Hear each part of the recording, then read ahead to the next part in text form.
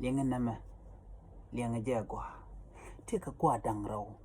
titar ka chaukel na ken quick karodi na wan me che togo no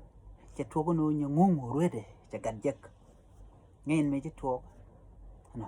churo da kwal garamo me che roda kwal garamo cha garamo jogo no che konta ga gat gara jo gwae ber liang nyangungu ka je ite ka nyam chiro kwal cheng ma ruet pone nyangungu mo churo da kwal ka churo da mat cheng bo me to ngai ne chu do lo gor no barora ngap wero ngap ka dep chu kan no ram ka je wero da ngap chata ka mandang ro me je to gene cha jojina talarek cha mo ke system me bawlat cha jojina talarek cha jo man dia la gormo cha we me tel gado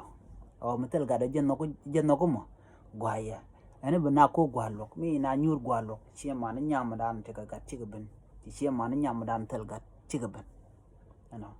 jina ban gwalok ma gada ti ke ja diene anyam dien ku no ka kan dang ro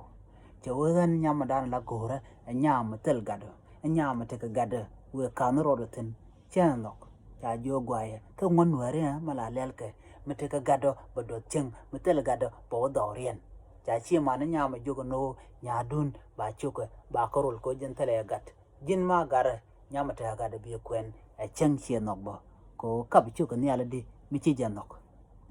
jan da to ko no ma jin mata ka gat chu lok gat kwaye a chen ke ro da ka tin ka do mi chi nok eno gore gat gwana jen a wa wonyam la loiran bo la le wi agwaye eno cha chede ka tai dani to guje la loidu la le wi agwa le uta ka palika